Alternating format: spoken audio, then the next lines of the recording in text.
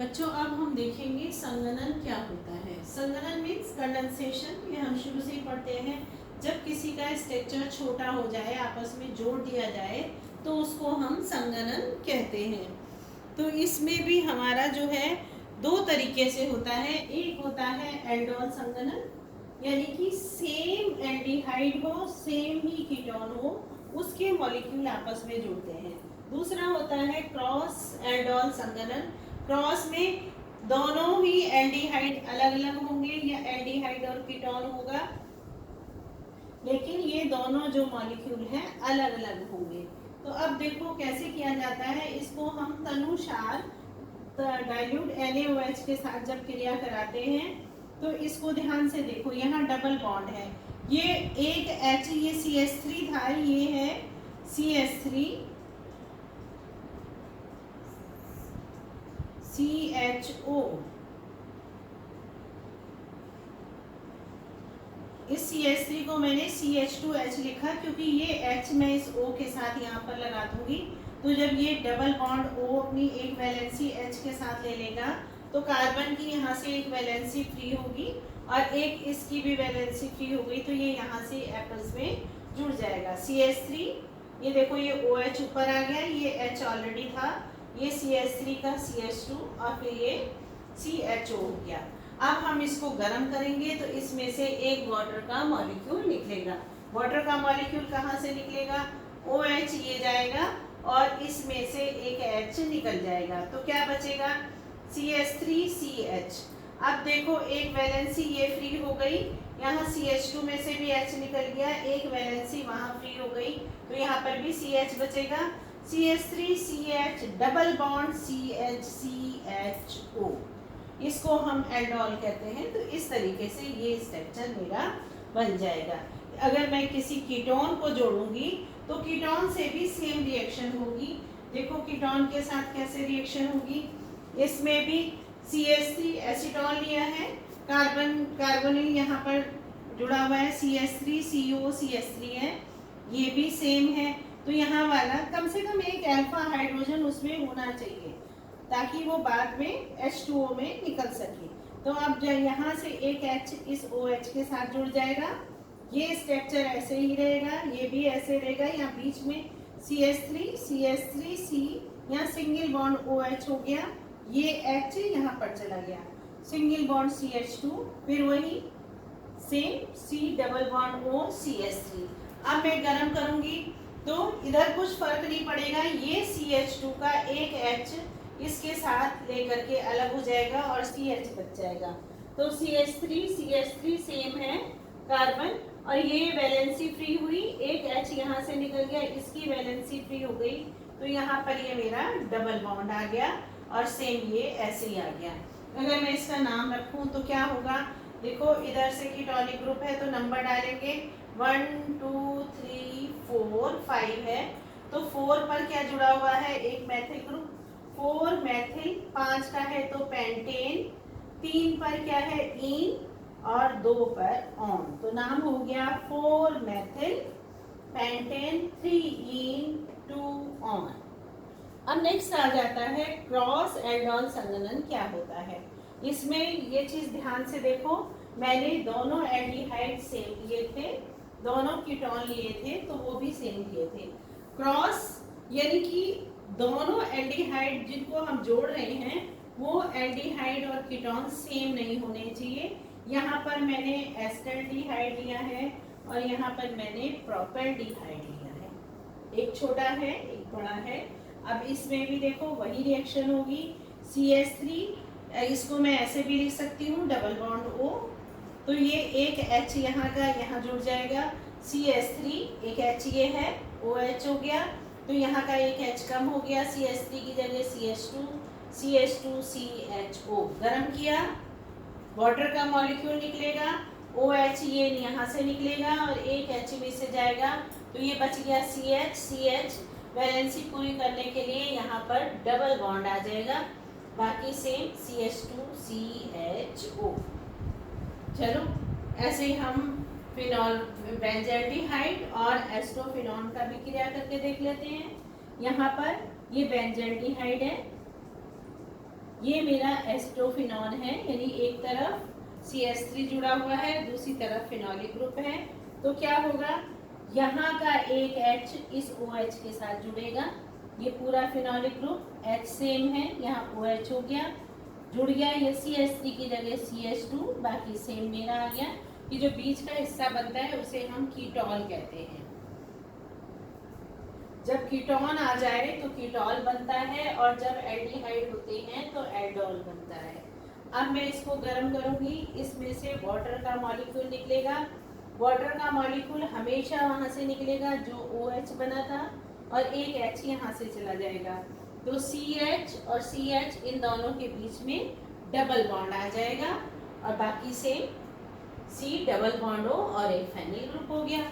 अब इसका नाम लिख के देखें, अगर मैं IUP सिस्टम से लिखूं तो ये 1 2 3, तो 1 और 3 जो है, 1 पर एक फेनाइल ग्रुप लगा है और 3 पर भी एक फेनाइल ग्रुप लगा है, तो क्या आएगा 1,3 डाई फेनिल 1 2 3 प्रोपे 2 इन 1 ऑल। 2 पर डबल बॉन्ड है, इन है, और 1 पर ऑल ग्रुप जुड़ा है, तो इसका नाम हो गया 1,3 डाईफेनिल प्रोपे 2 इन 1 ऑल। तो ये मेरा हो गया संघनन किस तरह से होता है, इसको आप हमेशा याद रखिएगा।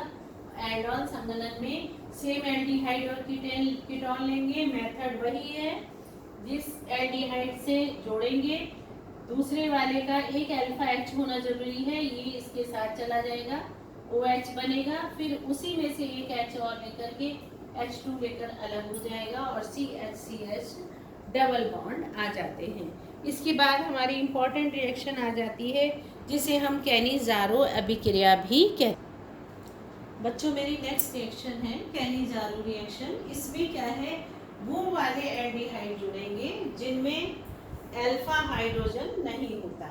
अगर मैं दो फॉर्मेल्डिहाइड के मॉलिक्यूल्स का 50% कंसंट्रेटेड KOH के साथ रिएक्शन कर देती हूँ, तो क्या होता है, ये जो कैनिज़ारो रिएक्शन होती है, इसको अगर मैं ध्यान से देखूंगी तो देखो, इसमें एक से अल्कोहल बन गया, और दूसरे से क्या है, इसके जो भी अगर मैं NaOH लूंगी तो सोडियम सॉल्ट का एसिड बनेगा, अगर मैंने पोटेशियम लिया है तो पोटेशियम फॉर्मेट बन गया, फॉर्मेल्डिहाइड था।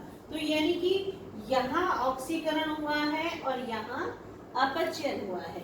एक मॉलिक्यूल ऑक्सीकृत हो जाएगा, एक मॉलिक्यूल अपचित हो जाएगा। जो जिसका अपचयन होगा उसका तो सिंपल अल्कोहल बन जाएगा, और जिसका ऑक्सीकरण होगा उसमें अगर मैंने यहाँ KOH लिया है तो पोटेशियम सॉल्ट बनेगा, और अगर मैंने NaOH लिया है तो सोडियम सॉल्ट बनेगा।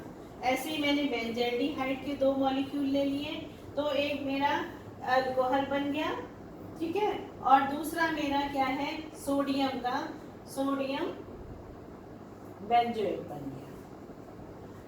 हाँ, अगर अब मैंने क्या किया, एक फॉर्मेल्डिहाइड ले लिया, अब बेंजल्डिहाइड ले लिया, तो इसमें मैं किसका अपचयन करूं और किसका ऑक्सीकरण करूं। तो बच्चों, इसमें एक नियम होता है, जो छोटा एल्डिहाइड होता है उसी का ऑक्सीकरण होता है। ये छोटा है तो इसी का सोडियम सॉल्ट बनके एसिड बनेगा, और जो बड़ा होगा उसका मैं अल्कोहल बना दूंगी। तो यहाँ पर मेरा CH2OH, देखो एक यहाँ पर CH2 था, OH मेरा यहाँ से आ गया, CH2OH हो गया, और यहाँ पर मेरा COONA आ गया, तो यहाँ पर एक अल्कोहल बन गया, तो ये मेरा सोडियम फॉर्मेट बन गया। तो ये चीज़ बेटा आप जब आप नोट्स बनाएं तो उसमें जरूर लिख लें कि हम एक का ऑक्सीकरण होगा, एक का अपचयन होगा, और अगर वो दोनों एल्डिहाइड जो हैं अलग अलग हैं तो जो छोटा एल्डिहाइड होगा उसी का ऑक्सीकरण होगा, और जिसका ऑक्सीकरण का मतलब अम्ल बनेगा, अपचयन का मतलब अल्कोहल बनेगा। अभी पीछे ही हमने देखा था, अगर यहाँ पर सोडियम है तो अम्ल का सोडियम सॉल्ट बनेगा, अगर यहाँ पोटेशियम हाइड्रोक्साइड है तो अम्ल का पोटेशियम सॉल्ट बनेगा। तो ये यहाँ पर आकर के मेरी एल्डिहाइड और कीटोन की रिएक्शंस खत्म हो जाती हैं। अब इसमें कुछ रिएक्शंस बच जाती हैं जो एरोमेटिक सर्किल से होती हैं, यानी कि बेंजल्डिहाइड की कुछ रिएक्शन जिनको हम एरोमेटिक क्रियाएं भी कहेंगे उसको देखते हैं। अब बच्चों हम देखेंगे इसमें एरोमेटिक अभिक्रियाएं क्या होती हैं। हर लेसन में हम देखते आ रहे हैं वो रिएक्शन जो बेंजीन सर्किल के उससे होती है। तो सबसे पहले हम उसमें देखते हैं नाइट्रीकरण। हम सबको पता है नाइट्रीकरण कैसे होता है। कंसंट्रेटेड नाइट्रिक एसिड और सल्फ्यूरिक एसिड के साथ अगर हम 273 से 283 केल्विन तक बेंजल्डिहाइड को गर्म करते हैं तो हमारा मेटा नाइट्रोबेंजल्डिहाइड बनता है।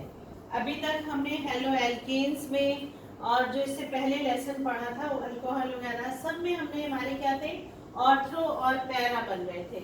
लेकिन इसमें क्या होता है बेंजल्डिहाइड में, यहाँ पर जो इलेक्ट्रॉनों का जो घनत्व होता है वो अधिक होता है, इसलिए जो हमारे स्टेबल और मुख्य उत्पाद बनते हैं वो मेटा से बनते हैं। तो यहाँ पर अगर मैंने इसका नाइट्रीकरण किया तो मेटा नाइट्रोबेंजल्डिहाइड बन गया।